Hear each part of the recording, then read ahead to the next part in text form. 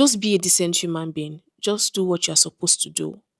Now I feel like I'm promoting violence, but that's not what I'm talking about. I'm beginning to think that that's where the movie title is from. Like that was the last straw that broke the camel's back.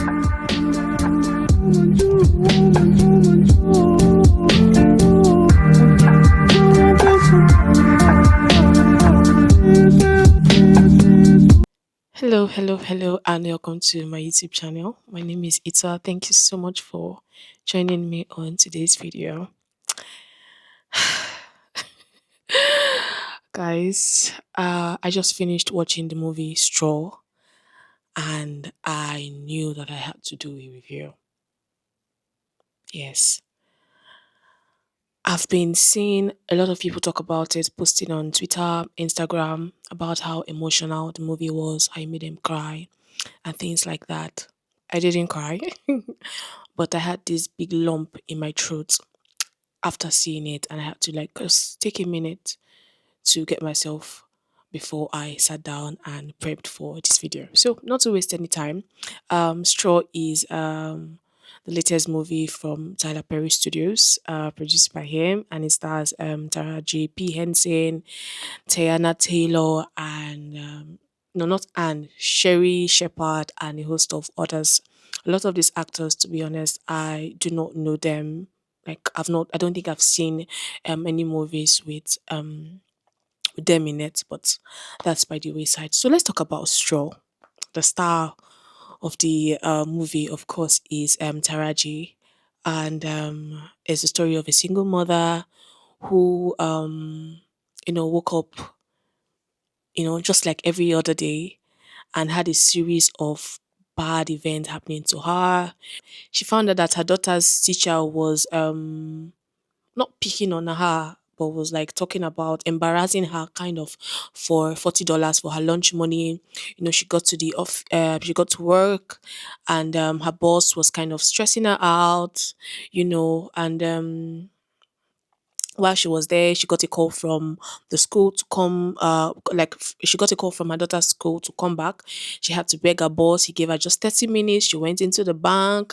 She was having issues, withdrawing money. Oh, before then, her landlord had already threatened her that she was going to throw her things outside if she doesn't pay the rent. So she was owing rent. She was owing lunch money. She couldn't withdraw the little money she had from the bank. She got to the daughter's school, and social services were taking the daughter because the daughter is ill, and a lot of other things. The teacher had reported the daughter to social services, so they were taking the daughter away. She was going back to work. She had a brief road rage kind of issues with a police officer who threatened to kill her. She got back to the to her place of work, and then her boss fired her. When it rains, it pours. She asked her boss to pay her what he's owing her, because daddy was supposed to be payday, and he said he was going to send it in the mail. But she had a lot of things that she wanted to use this money to do. She had promised people that she was going to pay them, and this man was just holding on to her money. While they were at it, armed robbers came into that place, saw her name tag, called her name out, and were threatening, to shoot, and that the boss should, bring out all the money they had. Because he called her by her name, there was a struggle. She shot. I feel like I'm rambling, but I'm just trying to get to the integrity of the story. She shot the robber, the other one ran away. There were two of them. And then the boss started blaming her that she planned with these people just because she refused to give her paycheck. And out of that fury, build up of everything that has been happening, she shot her boss, picked her check, went to the bank. They were close, but because she had been there earlier, they, gave her, allowed her to enter. That's where the rest of the movie continued and ended at the bank. Oh, before I go further, after her boss fired her, she went home, found out that her landlady had put out her things, her daughter's medicine, everything was just on the floor. And a whole lot of things happened in the bank. FBI, police, a whole lot of things. And as usual, the way we do, we are just going to pick up some of the issues that I noticed in this movie, and we are going to talk about it. Like I say, let's keep the conversations going on in the comment section. If you have not subscribed, this is a good time to subscribe. If you enjoy, if you've this is a good time to subscribe. Okay, guys. So the first thing I'm going to mention is, yes, she was poor. Yes, she was barely scraping together, with having a daughter who has a medical condition. Daughter had seizures, asthma, and, a lot of other things. She still had people who were able to vouch for her. She still was generous. When the police came and started investigating, a number of people were able to say, yes, I know her. She's good. This is out of character for her. And just how important it is that people actually know us and people are able to vouch for us in our absence, in our presence, anywhere that we are. It was just refreshing to see that kind of thing, for somebody like that going through a lot, but you still have people and you are still able to give out of the little you have. You are still able to give. I think that is yeah, that shows character, on her part. The fact that she could be like, oh, I have a lot of things going on for me, but I'm sorry, I can't be of any assistance to you. Just shows that no matter the point you are in life, of course, you can always be of help to somebody. This movie is not the one that somebody is going to be like, it's not. I don't think there is something that made me laugh. I would say the part where when they were in the bank and that old woman was talking about her peppermint with Tessa, the bank manager. Yeah, I laughed. That was the only part that I kind of like chuckled a little bit. But the movie is so sad. So sad. The next thing I'm going to be talking about is people misusing their privileges or misusing their authority. And so the first person I'm going to be talking about in this aspect is her boss, who was just picking on her. She asked for time to go see, to attend to the request to come to her daughter's school, and he was just smiling on her, refusing to give her paycheck. Like, of what use is it for you to see somebody struggle? This is somebody that has worked and deserves their pay. But just because you can, make their life miserable, you decide to, make their life miserable when you can actually do something better. That's one part. The other part is the police officer who rammed into her car, and because he's a police officer, he was able to um influence his colleague to, write her a ticket and threaten her, I'm going to kill you, that kind of thing. People in position of power, in position of authorities, taking advantage of that and just making somebody's life miserable. Like, I don't get it. And now, in the course of the movie, we, can see how all this piled and piled and piled up to the point where she just snapped. I mean, we don't really need to know what somebody is going through before we are kind. You don't need to say, oh, she's sick, so let's be kind to her, or she's poor, so let's be kind to her. No, it doesn't take anything from you to be a decent human being. Like, I felt so angry watching, her boss and, the police officer treating her that way, because there was really no need for that. Now that I'm talking about it, I'm feeling emotional, and I know that my voice is not sounding as it usually does because, oh my god, yeah, yeah, like, no, it doesn't take anything for you to be a decent human being. It doesn't take anything for you to be empathetic towards somebody. Like, just be a decent human being. Just do what you're supposed to do. The next thing I'm going to be talking about as it pertains to this movie is how misunderstanding, how, how like the misunderstanding of a situation can turn it into something huge. Now we see that when she went to the police, I say police, when she went to the bank to cash her check, and then the bank teller was she she told them to cash that check that she had for $521, and then they were just packing money to give to her because they just assumed that she was with a gun and then she's here to rob. But the instruction was cash this check.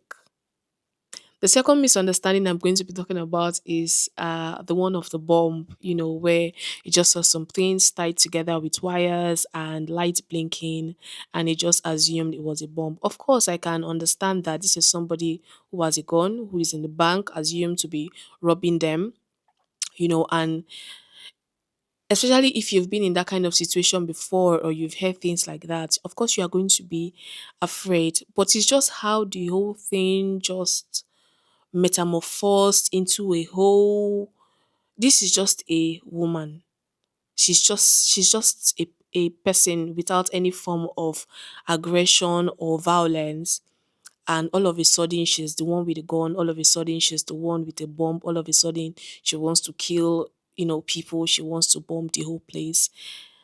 And we can relate it also to, our own personal lives when you talk about how we assume things about people or how we assume situations, and we just make it all up in our head and make something so tiny. I feel that saying tiny now is like I'm kind of downplaying, the fear and anxiety that those people may have had. But I don't want to do that. But I'm just trying to explain, as best as I can, how we can just make up assumptions in our head about something or a situation and make it bigger than what it actually is, which is something that, a lot of us do, myself included. And I'm just wondering what would have been different, if a question had been asked, or if something like if it had just gone another way, if you had just been like, oh, why do you want to bomb this place? I don't know how this sounds, but yeah, that's just my own that's just my own thoughts. How something like it shouldn't have gotten to that level. I think that's just the best way to say it. It shouldn't have gotten to that level, and Tessa was doing her own, Nicole was doing her own, the other lady, I've forgotten her name now, was doing her own, all of them with different assumptions, different level, and just making the case bigger than what it actually was.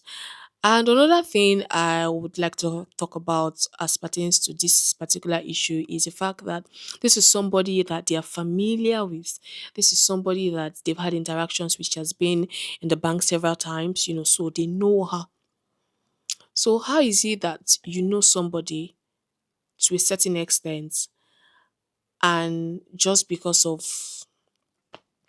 now I feel like I'm promoting violence, but that's not what I'm talking about. Let's leave Janaya, that's the name of the character that Taraji P. Henson played. Let's leave her for a moment and let's just talk about how situations or how assumptions can make us change our mind about somebody. You know this person, you know what the person can do, you've had one or two interactions with this person, and then all of a sudden, because of something that you are not even sure of, something you're not even sure, you are not even certain, you just change your mind about the person, and then the person becomes a saint or the person becomes a devil. Like, don't just jump into conclusion if you don't have all your facts right. I would like to dedicate a part of this video to Tessa. She really annoyed me. She really, really, really annoyed me, especially after hearing the story of Janaya. You don't have to go through what other people are going through to be able to empathize with them. Sometimes get yourself out of your bubble, get yourself out of your head, and try and see things from another person's perspective. It makes it easier to empathize, and it makes it easier not to judge. First of all, you are the one who even started this whole robbery allegation. Yeah, because what she said was, cash this check. She didn't say, give me your money. She just told you to cash her check. She doesn't have an ID. Cash her check. Like, and then you just assume that, like, I don't know if it was fear, but Tessa really, really annoyed me. Like her character annoyed me in this movie, and yeah, even up to the end, she was still the one that went to write a message for the police officers to know that the bomb was fake. It just felt like she was going out of her way to be wicked. She was going out of her way not to understand what Janaya was going through at that point, and I did not like that.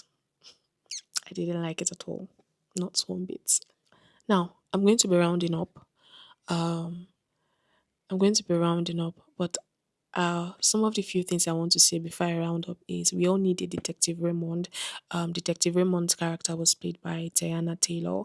I think she's an artist, if I am correct. I just finished the movie, like not up to 30 minutes ago, so I didn't do a lot of research, but I think she's an artist, a music artist.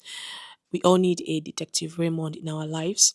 Somebody who can stand with us, empathize with us, somebody who can speak for us when we are not there, somebody who can believe in us and trust us and go the extra mile for us.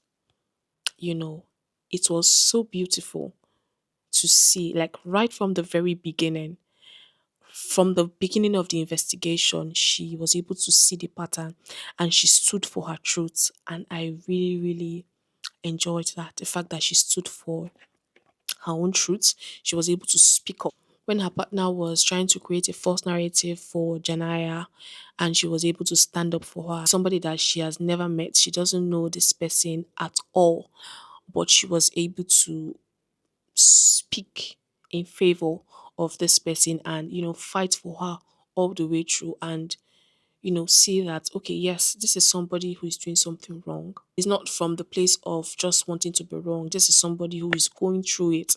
This is somebody who is in a deep, deep, terrible, negative emotional space, and she doesn't need to be criticized. She doesn't need to be punished. What she needs is help.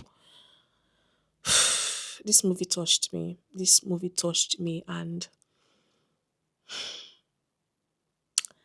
let's just leave it like that. I think I still have like three more things to say in closing. The next thing I want to say, first of all, some of the statements or quotes is the first one is that people don't know how expensive it is to be poor. And to be honest, I can understand that. So if you look at the way the story went, you can you can see that if things were not as they were, if she was somebody who had money, this is definitely not going to be her story. I I know that at the end of the day, sometimes when you're trying to cut costs and cut corners, you actually end up spending more. You buy something because it's cheap, you spend more money trying to fix it, placing it in a shorter time than you would have if you had bought something more expensive, something more durable.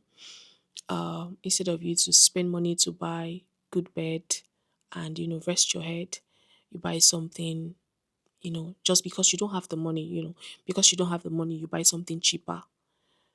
And before you know what, you either have to replace it, and then this time around you're suffering backaches, or you don't have money to eat good food.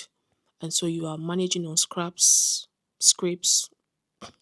whatever the right word is. And then at the end of the day, you are dealing with illnesses.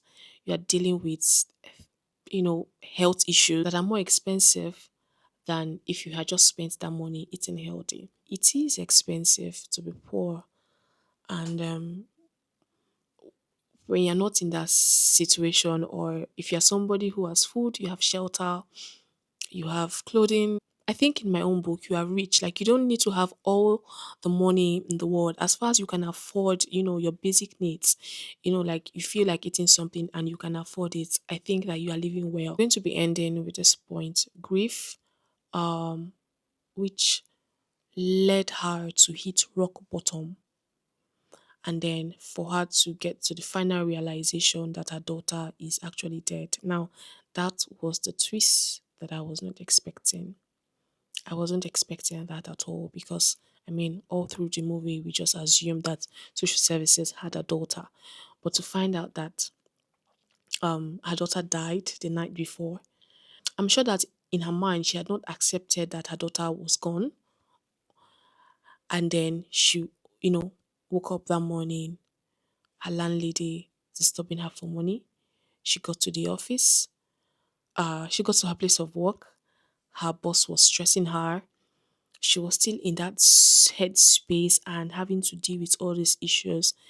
And that was what led her to hit rock bottom. That was the last straw. I'm beginning to think that that's where, the movie title is from. Like, that was the last straw that broke the camel's back, and she just couldn't hold it in. I feel so sad. Like, this movie really makes me sad. I don't know how people are able to grieve, because it it is so hard. It is so hard. She even drove to her daughter's school. Wow. Wow. She drove to her daughter's school. Like, even her daughter's teacher was surprised to see her. She assumed she got a call from the school and then she went there. Fact that she assumed that social services took her daughter away because she didn't want to accept that her daughter had died. So she just thought that the daughter was, temporarily gone. Ah, well, guys, this movie is quite hard, quite hard. But that's all I have for you today.